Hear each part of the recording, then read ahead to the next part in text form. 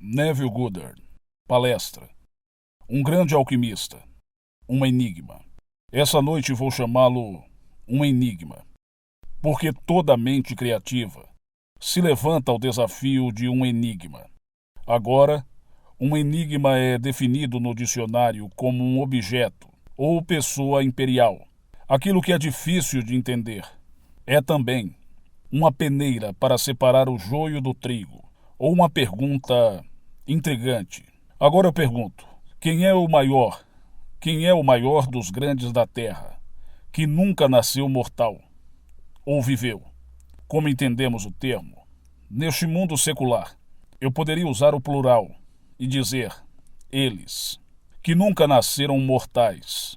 Mas essa noite vou me limitar ao maior dos grandes da terra, aquele que é reverenciado por todos. Para mim, é Jesus Cristo.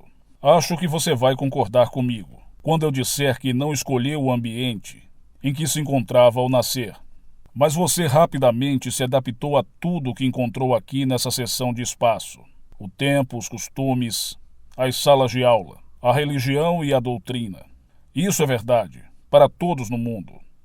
Se você fosse honesto consigo mesmo, todos vocês admitiriam que não escolheram seu ambiente, mas simplesmente se encontraram nele.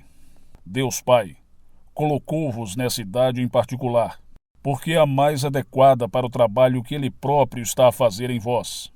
Ele fez isso voluntariamente, pronto a aceitar todas as consequências desse mundo, confuso de seres com todos os seus emaranhados e enigmas. Isso Ele fez em Jesus Cristo, em vós, porque Cristo é o poder de Deus e a sua sabedoria que está enterrada em todos nós. Agora vejamos as Escrituras. Nos é dito no 6º capítulo de Isaías que o Senhor Deus cegou os olhos e endureceu o coração, para que eles não se voltassem e fossem salvos. Então, quando alguém acorda por causa da longa jornada em que esteve, e as Escrituras se cumprem nele, e ele diz isso, alguns que aceitarão sua mensagem e acreditarão nele, a maioria vai rejeitá-lo, porque só verão a sua forma mortal no mundo dos homens. Eles vão conhecer o pai e a mãe, a irmã e os irmãos. Mas quando ele lhes conta exatamente como se desenrola, e eles não podem acreditar, então a sua história é completamente descartada. Mas aqueles que escutam e acreditam vão experimentar as Escrituras. Eles também relatarão suas experiências, mas a massa ainda será negada porque ele cegou seus olhos e endureceu seus corações. Agora, você não acredita que eu estou no Pai e que o Pai está em mim? Que as palavras que eu falo não são minhas, mas daquele que me enviou? Crede que eu sou no Pai e o Pai em mim. Porque em verdade vos digo que a obra que eu vos fiz também as fará, e maiores do que estas. Se não acredita em mim, acredite pelas próprias obras. Deus, o Pai, não está lá fora. Eu estou no Pai, e o Pai está em mim. Se você se virar, você o verá, e tornando-se o que você vê, ele desaparecerá da sua vista. Tudo o que você vê agora, que parece tão real diante do seu rosto, é apenas uma sombra tornada real pelo mundo. Isso eu sei por experiência própria. Em Nova York há um rapaz com o meu nome. Ele tem agora 15 anos de idade. Antes dele nascer, ele me apareceu numa visão, e eu senti que era seu pai, aparentando ter cerca de 4 anos. Disse-me que se chamava Neville Marcos. Quando lhe perguntei quando é que ele vinha, ele me disse a 10 de novembro. Nessa época era setembro. Na manhã seguinte eu disse à minha mulher que um bebê viria a 10 de novembro. Bem, ela admitiu que acreditava em milagres e em mim, mas ela sabia que não estava grávida. Em todo caso, eu lhe disse que ele vinha de qualquer maneira. Uma amiga minha que esperava o seu bebê em dezembro queria uma menina, já que ela tinha um menino. Eu lhe disse, se o teu bebê nascer a 10 de novembro e for um rapaz, chama-se Neville Marcos. Ela concordou, apesar de ter a certeza que o bebê nasceria em dezembro. Mas quando chegou o dia 10 de novembro, nasceu Neville Marcos.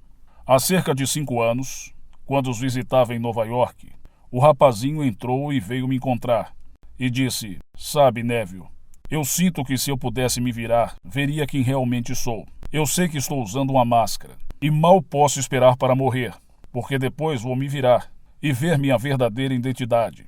A mãe dele era uma menina muito pobre, que se casou em riqueza, e tudo sobre a morte a assustava. A ideia de perder os seus diamantes, a sua casa e todos os seus bens a assustavam de morte. Por isso ficou perturbada quando a criança falou da morte. Sem dúvida, tendo crescido, entretanto, a atenção do rapaz foi desviada. Mas isso foi o que ele me disse há 5 anos atrás. Agora deixe-me contar-lhe a minha experiência pessoal. Enquanto eu estava deitado na cama do meu lado esquerdo, senti uma força saindo da minha cabeça. Ainda está perto disso, mais ou menos.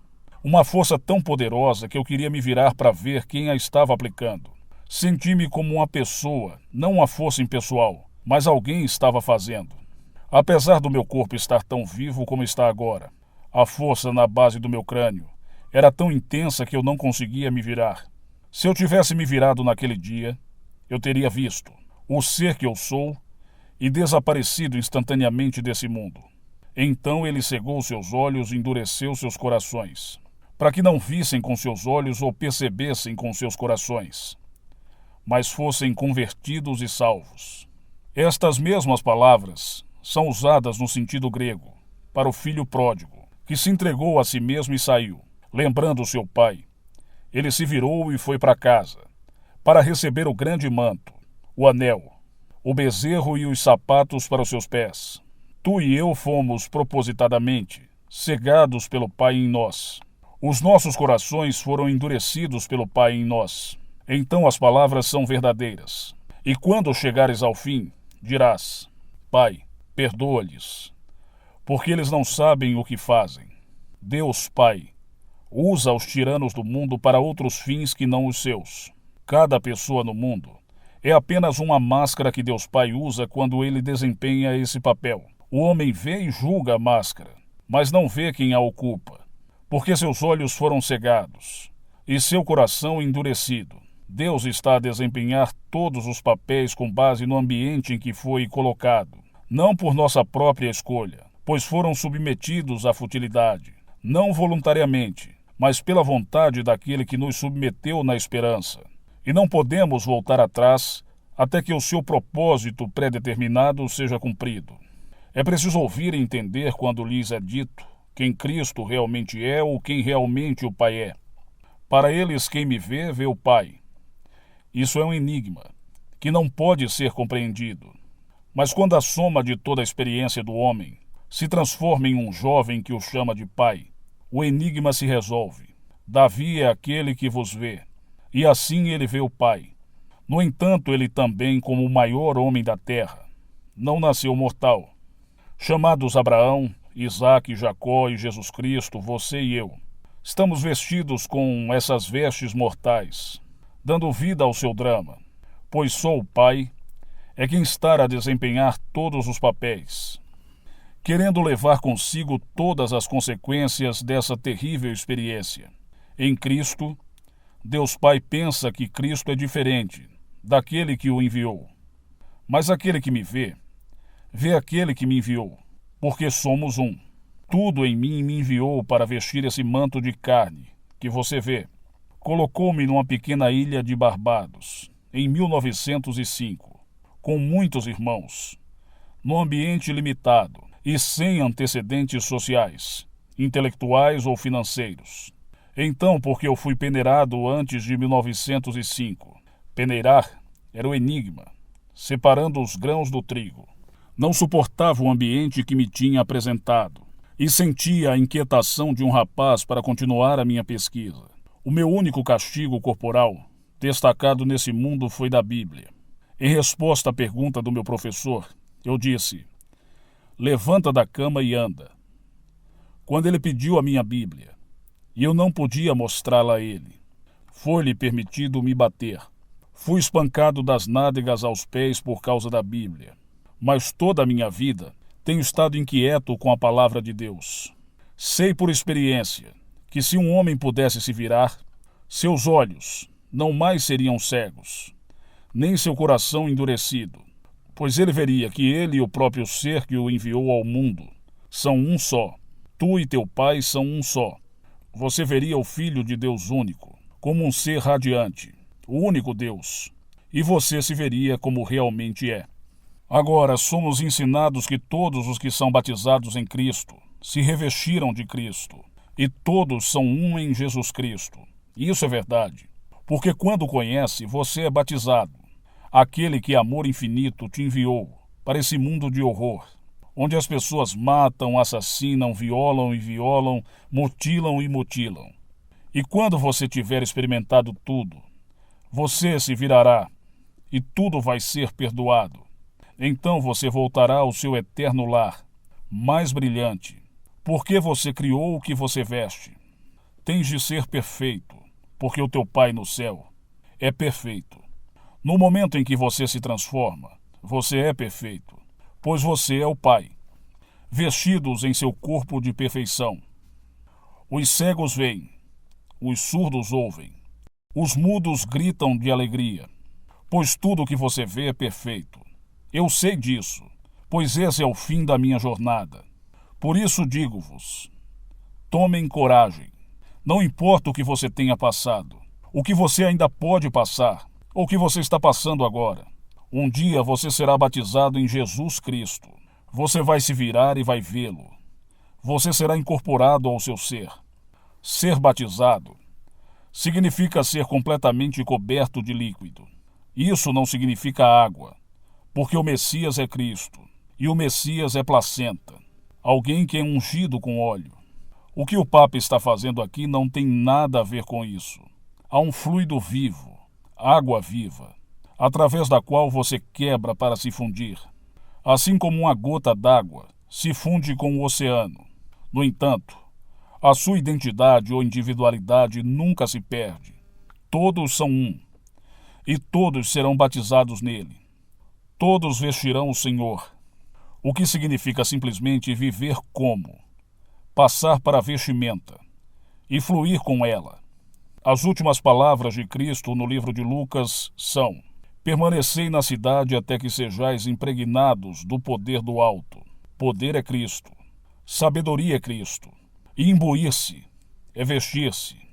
Em outras palavras, espera até que eu te tenha vestido comigo, e nesse dia irás dizer literalmente: eu estou em Cristo, e Cristo está em mim. Acredite quando eu te digo que eu sou no Pai, e o Pai está em mim. Se não podeis crer nisso, crede nas vossas próprias obras. Porque em verdade vos digo que as obras que eu faço são maiores do que estas. Porque vou para o Pai. Eu deixei o Pai e vim para o mundo. Mais uma vez eu deixo o mundo e volto para o Pai. Todo o drama das Escrituras acontece dentro de nós. Cristo em vós, que é a vossa esperança de glória, nasce de dentro e não anda na terra, como vós que nasceis do ventre de uma mulher. Quem então é Cristo? Esse é o enigma dos enigmas. É colocado ao longo das Escrituras. No livro de Provérbios é feita a pergunta: quem estabeleceu todos os confins da terra? Qual é o nome dele? Qual é o nome do seu filho? Certamente você sabe. Quem estabeleceu todos os confins do mundo? Pai de paz, um amor infinito, cujo filho é Davi. É ele quem estabeleceu todos os confins da terra e os sustenta a partir de dentro. Tu és o seu servo sofredor, que é ele próprio. O capítulo 53 de Isaías, chamado Os Últimos Servos de Deus Sofredores, começa assim: quem acreditou no nosso relatório e a quem foi revelado o braço do Senhor? O meu braço foi revelado. Foi totalmente revelado perante aqueles que se prepararam para contar a história. Então eu digo: o que me aconteceu? Mas quem vai acreditar nisso? Esse poder que será revelado em vós não é uma demonstração mundana, mas para o desenvolvimento da vossa divindade. Depois de seu braço ter sido revelado, quando você deixa esse mundo, você está à direita do Pai, pois você é Davi, sua mão direita.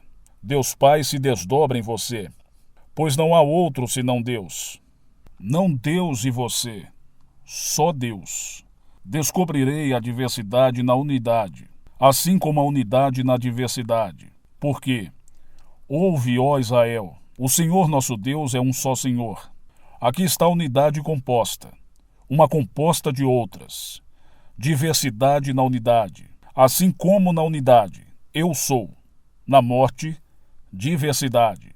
Eu habito neles, e eles habitam em mim. E nós somos um só. Como eu estou no Pai, e o Pai em mim, eu estou, plural. E vós, plural. Estais em mim, singular. Aqui está a diversidade na unidade. Eu olho para mim mesmo e vejo o meu mundo a nascer. Agora eu posso ver a diversidade em unidade, como tudo o que há em mim. Tudo o que eu vejo, mesmo que apareça lá fora, está dentro de mim. Na minha maravilhosa imaginação humana, da qual esse mundo de mortalidade é apenas uma sombra. Posso dizer-vos, foi estabelecido o que os últimos farão, e como farão. Após a separação, todos avançam para o evento final. Não digo isso para bajulá-los, vocês que assistem às minhas reuniões, porque, quer venham ou não faz diferença para o meu modo de vida. Não estou mais interessado nas coisas desse mundo, ou em brilhar nas sombras, pois sei que o maior dos grandes nunca andou na terra e nunca nasceu mortal. Não tenho nenhum desejo de estabelecer algo aqui para as sombras dizerem como sou maravilhoso. Não estamos todos a caminhar para o fim inevitável. Ser transformado como filho pródigo é ser abraçado pelo Pai, tornando-se assim o Pai. E nesse dia você será capaz de perdoar a todos, sabendo que eles não sabem o que estão fazendo. Acredite-me, cada palavra das Escrituras é verdadeira, porque eu a experimentei. Mas não é uma história secular. É a história da salvação. Eu ouvi o Ben Gurion no outro dia no Meet the Press. Ele agora é um grande homem de 80 anos, ainda vendo o mundo como um livro de história e não sabendo nada das Escrituras. Ele pode citá-la de capa a capa, mas não está sozinho. A empregada da minha irmã pode citar a Bíblia do princípio ao fim, mas ela não sabe nada sobre a vida. Ben Gurion cita lindamente a Bíblia, mas não tem conceito de quem Abraão, ou Isaac, ou Moisés, ou Jacó, ou qualquer um daqueles realmente são, pois eles são estados espirituais, eternos, pelos quais todos os homens passarão, começando com o estado de Abraão, o amigo, o companheiro do pai que está enterrado quando ele sussurra ao seu ouvido e lhe conta a história da redenção. Então ele vos levará a ter muito, muito mais do que tinha antes de encontrardes, pois o poder e a sabedoria de Deus serão aumentados por causa desse desafio que Deus estabeleceu para si mesmo. Então no final vocês serão transformados e se verão como amor infinito, se fundirão e se tornarão um com o Pai eterno. Todos se voltarão para o Pai e entrarão nessa maravilhosa unidade de Cristo. Portanto, aqui há diversidade, e, no entanto, a unidade na diversidade, tal como a diversidade na unidade. Concentre-se no que eu disse hoje. É um enigma, e os enigmas são difíceis de entender. Não há enigma maior do que esse, o enigma dos enigmas, que é Cristo. Eu conto uma história incrível, a história de alguém cujo nascimento vai afetar todo mundo. Quem fala a única verdade, que nasceu, ainda não nasceu mortal. Eu falo de alguém que morre, mas que ressuscita dos mortos. Essa incrível história é resumida numa pessoa, chamada Cristo. Ele não nasceu mortal. Ele está dentro de vós, mas levantando-se de dentro. Vós experimentais tudo o que foi dito de Jesus nas Escrituras, desencadeando assim o enigma de Cristo. O Antigo Testamento é o enigma, e quando Cristo desperta em vós, ele desvenda o enigma. Então, quando você contar esse enigma sem enigmas, aqueles que o ouvirem o julgarão pelos padrões humanos. Eu fui peneirado há muito tempo. Agora eu sei que eu vim a esse mundo para ser tocado em Cristo. Eu não estava satisfeito com o ambiente em que eu tinha sido colocado no meu nascimento mortal e fiquei inquieto, sabendo que eu estava destinado a crescer em algo diferente. Então eu comecei minha busca para descobrir completamente o Cristo em mim. E agora eu estou contando a história. Eu o digo o melhor que posso, mas sei que só uns poucos o ouvirão com fé. As massas vão rejeitá-lo. Haverá aqueles que ouvirão e acreditarão, mas terão medo das reações da sociedade e vão permanecer em silêncio. Isso é dito em João, capítulo 12, onde diz que muitos ouviram e acreditaram, mas por medo dos fariseus não confessaram, para não serem expulsos da sinagoga. A sinagoga do mundo antigo ainda hoje está em nós. Hoje o Papa atual pede que Lutero seja trazido de volta para o rebanho. Ele foi excomungado há 100 anos, e agora eles querem trazê-lo de volta. Alguma vez ouviste tais disparates? Não é Alice no País das Maravilhas. Como se pode perdoar um homem que está morto há 100 anos? Eu vos digo, perdoai-lhes, porque eles não sabem o que fazem. Isso vale para o Papa, até o homem que brilha em seus sapatos, e pensa que é abençoado, porque lhe é permitido fazê-lo. Por isso deixe Cristo despertar em você, e um dia você vai se virar e encontrar alegria em seu retorno. Fui enviado para a presença do Cristo ressuscitado. Eu não me afastei. Se eu tivesse recusado, eu não estaria aqui. Fui enviado à sua presença para responder a pergunta que me foi colocada, para depois ser incorporado no seu corpo, para que eu possa completar a viagem.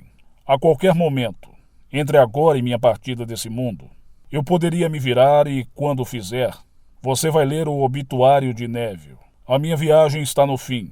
Eu já lutei a boa luta. Eu terminei a corrida. Eu sei isso por experiência própria.